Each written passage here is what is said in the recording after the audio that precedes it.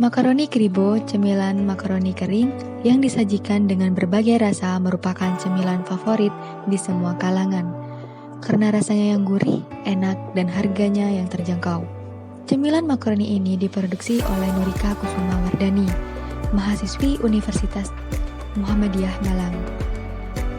Beliau merintis usahanya sejak tahun 2017 di daerah Bangkalan, tepatnya di Jalan Kiai Haji Moholil, Gang 10, No 10, Bangkalan.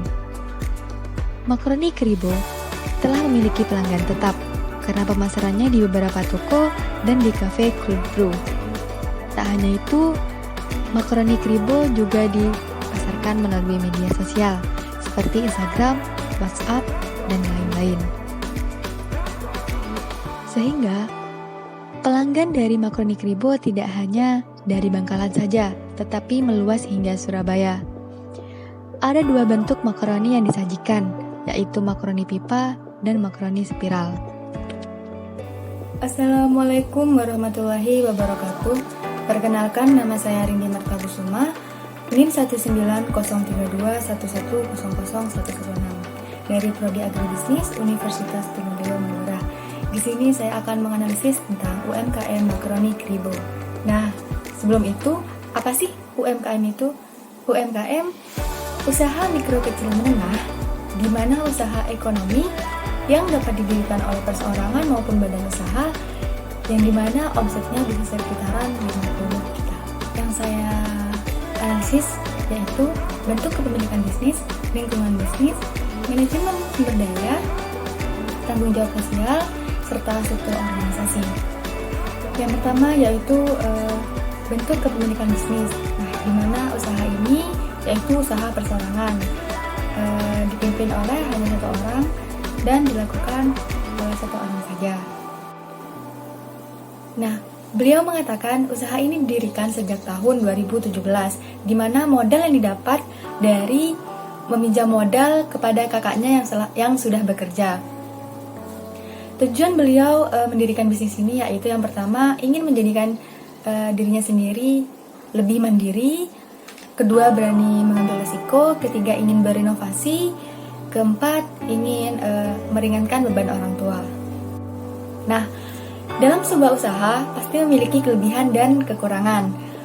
Beliau mengatakan kelebihan dari bisnis ini yaitu cemilan makaroni tidak pernah termakan zaman atau bisnis yang tidak pernah termakan zaman, karena bisnis ini terus berjalan walaupun di zaman-zaman berikutnya.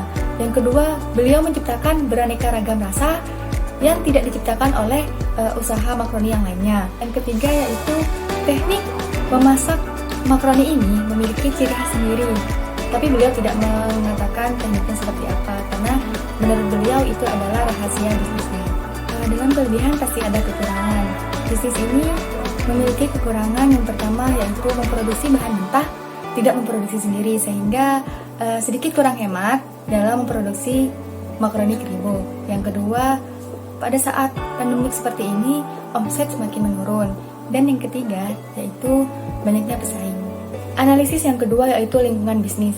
Nah, lingkungan bisnis dibagi menjadi dua, yaitu faktor internal dan faktor eksternal. Faktor internal yang disampaikan oleh beliau dalam usahanya yaitu yang pertama bahan baku yang telat diproduksi sehingga ada keterlambatan dalam memproduksi makaroni Kribo. Yang kedua yaitu omset yang naik turun. Yang ketiga yaitu karena beliau masih mahasiswa sehingga beliau memiliki keterbatasan waktu atau sulit memanage waktu antara belajar dengan usahanya. Yang terakhir yaitu faktor eksternal. Beliau mengatakan faktor eksternal dalam usahanya yaitu banyaknya pesaing-pesaing baru dengan harga yang relatif lebih murah daripada usahanya. Analisis yang ketiga yaitu struktur organisasi.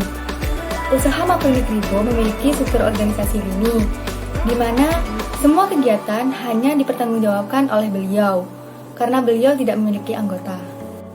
Analisis yang keempat yaitu manajemen sumber daya manusia.